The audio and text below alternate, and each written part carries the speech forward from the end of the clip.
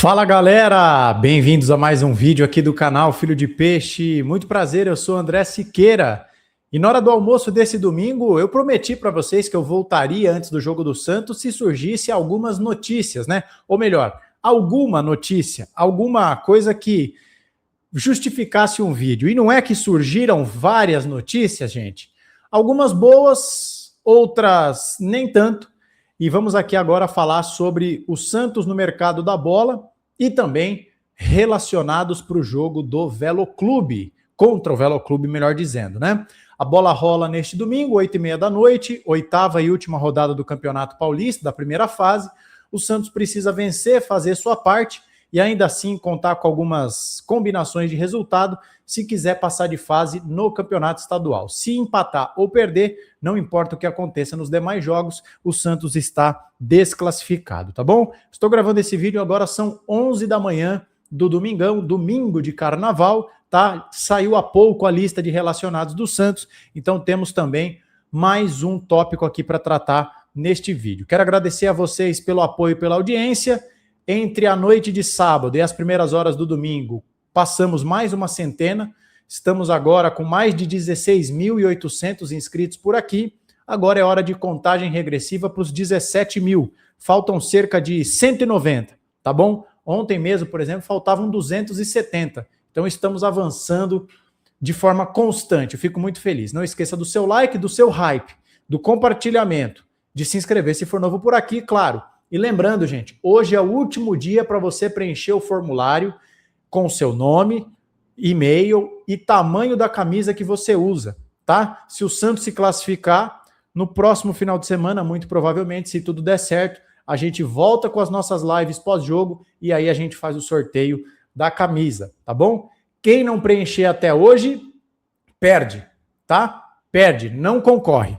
Maravilha? Vamos lá, gente. Sem mais delongas, vamos começar pelos relacionados do Santos, né? Temos aqui algumas novidades para comentar. Então vamos lá. Tá aí na tela para vocês, ó. Acho que vou até tirar um pouquinho do zoom. Acho que assim tá bom, né? Deixa eu ver aqui no retorno como é que tá. Acho que assim tá bom. Olha aí. Relacionados do Santos. William Arão em destaque porque ele está de volta e essa é uma baita notícia, né? Aqui está por numeração, tá bom, gente? Relacionados: Diógenes, Zé Ivaldo, Vinícius Lira, João Schmidt, Robinho Júnior, Gabigol, Neymar está de volta, pode fazer a sua estreia. Rony Rústico, Mike, Luan Pérez, William Arão, Tassiano, Lautaro Dias, o inimigo do gol, Moisés, Barreal, Menino, Ananias, Miguelito, Escobar, Roulaser, Gustavinho, Bom Tempo e Brazão, tá? Então vamos lá. Goleiros: Diógenes e Brazão, laterais esquerdos: Escobar e Vini Lira, zagueiros: Zé Ivaldo, Luan Pérez e o Ananias, só 3 zagueiros. Adonis Frias continua no departamento médico.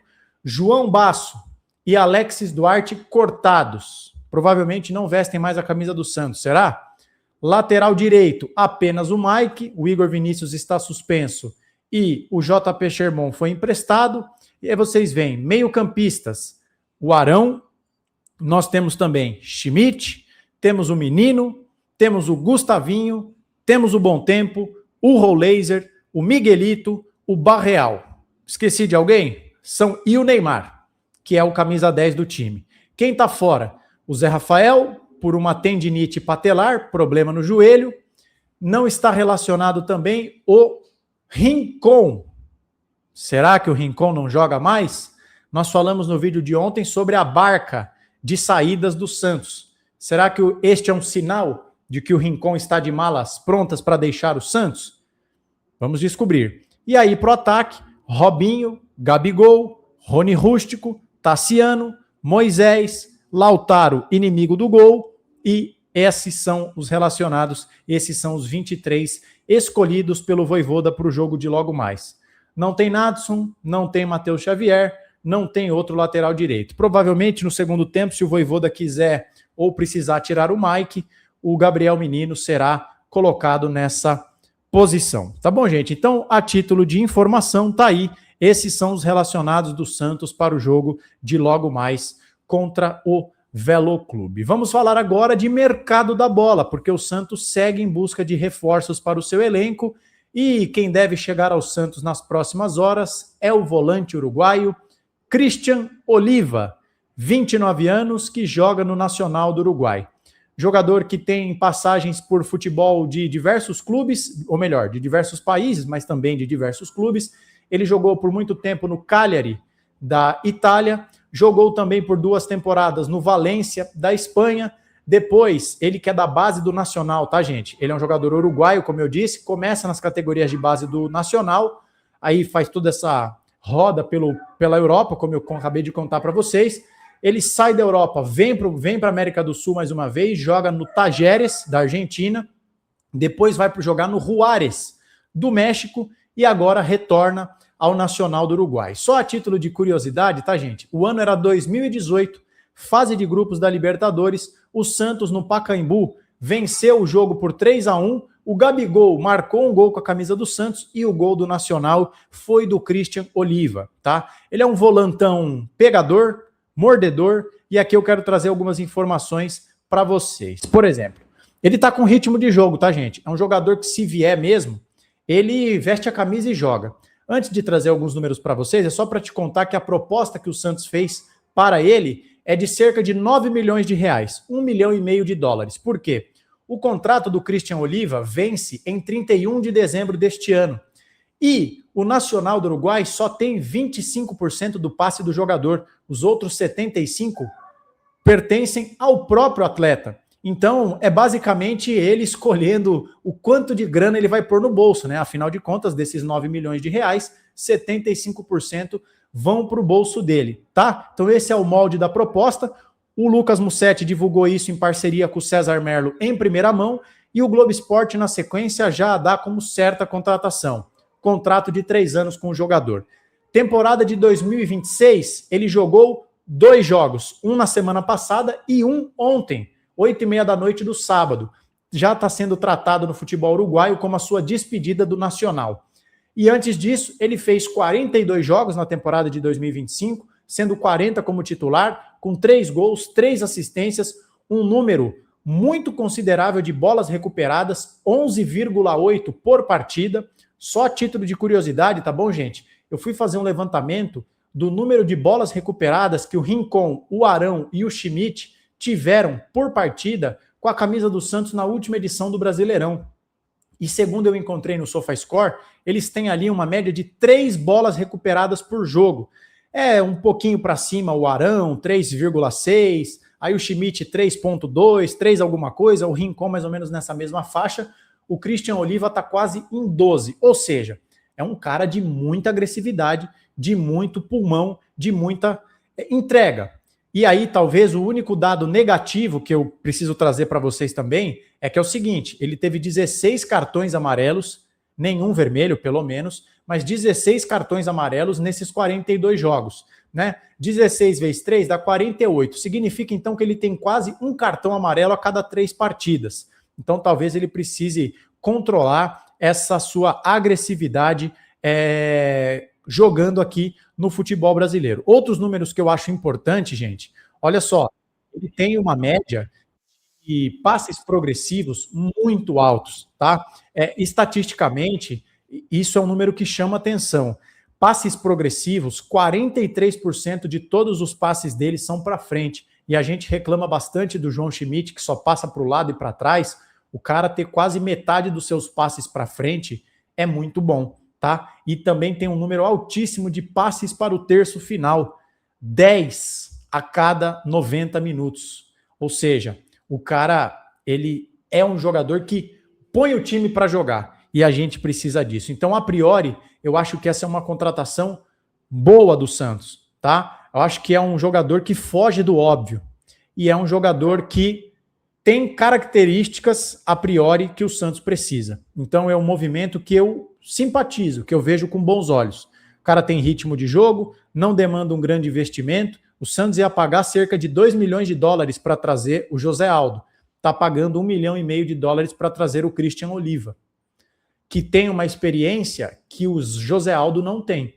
Então eu acho que nessa daí o Santos se saiu bem. Vamos aguardar, né? Porque no Santos tudo pode acontecer, mas me parece que a negociação está bem encaminhada, e aí, quem sabe, né? Se o Santos passa de fase, o jogo do Paulistão é só no outro final de semana do dia 22. Acho que dá tempo de regularizar o cara para ele já chegar jogando. Estamos precisando, tá bom, gente? Agora a gente vai para a zaga, porque as notícias não são nada boas. Primeiro eu vou começar falando sobre o Marco de Cesare, porque ontem, sábado, diversos jornalistas e produtores de conteúdo trouxeram a informação de que a negociação estava avançando bastante e que o de Cesare poderia se transformar em zagueiro do Santos. Na noite de sábado, quase já a madrugada de domingo, o Lucas Mussetti trouxe uma atualização no seu canal do YouTube. Ontem, sábado, o Racing jogou contra o Banfield e ganhou por 2-0. O de Cesare foi titular, fez um gol e foi eleito o melhor em campo. E aí, isso fez com que o Racing mudasse o tom da conversa. Há alguns dias, o clube da academia ofereceu o de Cesare no mercado porque ele não estava ali vivendo um bom momento no clube argentino. O Santos, inclusive, disputava essa contratação com o Botafogo. Só que o Santos, aparentemente, estava na frente das negociações e topava pagar cerca de $800 mil pelo empréstimo, com obrigação de compra de cerca de $5 milhões, caso ele jogasse por 10 partidas. Depois do que aconteceu no jogo de ontem, nos conta o Lucas Mussetti, o Racing disse para o empresário do jogador, que transmitiu o recado ao Santos, o seguinte: olha, agora a gente não topa mais emprestar, se quiser tem que pagar $5 milhões à vista.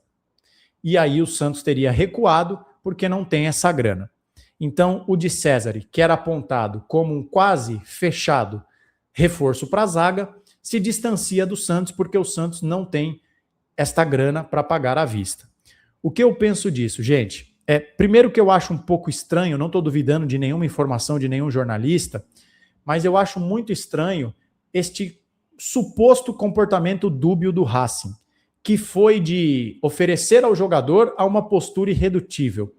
Então, quando é que houve... Será que era isso mesmo? Será que ele estava sendo oferecido? Tipo assim, é só pagar e levar, hein? A gente não quer o cara. E aí, do nada, por causa de um jogo, mudou-se o conceito que o Racing tem sobre o próprio atleta. Então, assim, isso me deixou com a pulga atrás da orelha. Em segundo lugar, o que eu acho que o Santos tem que fazer?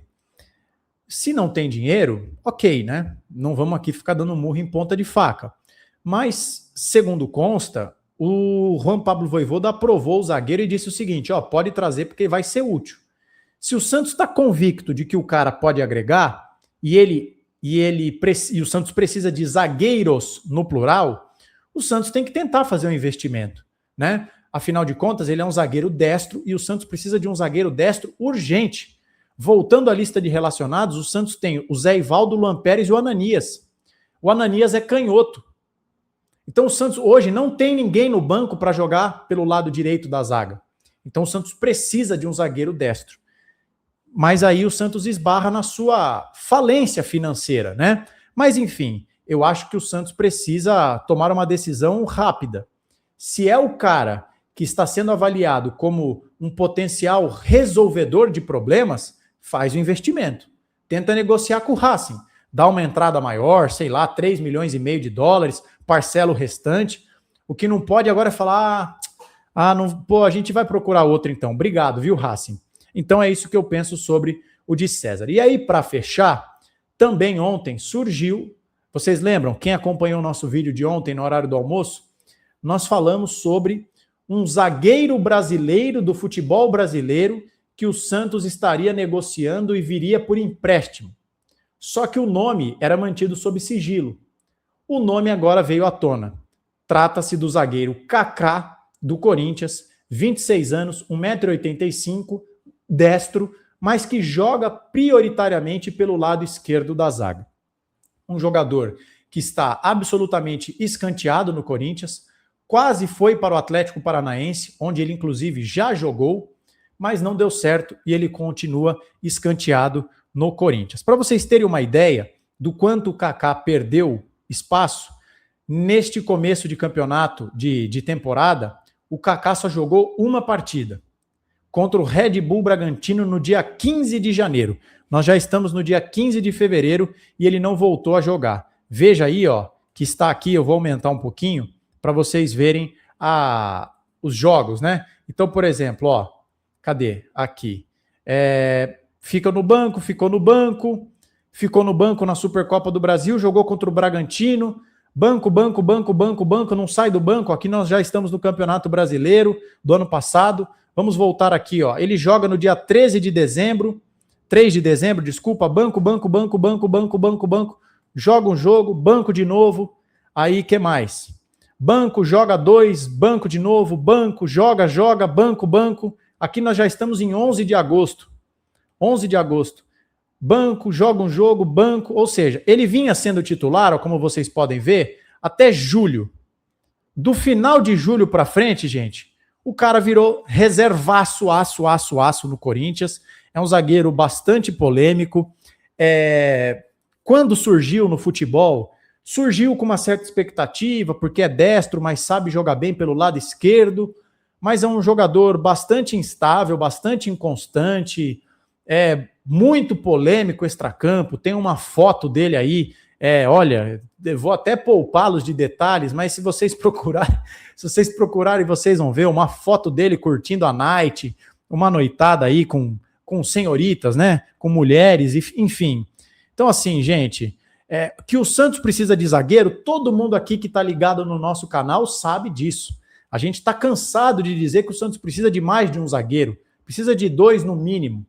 Mas aí a solução dos seus problemas é um reservaço do Corinthians?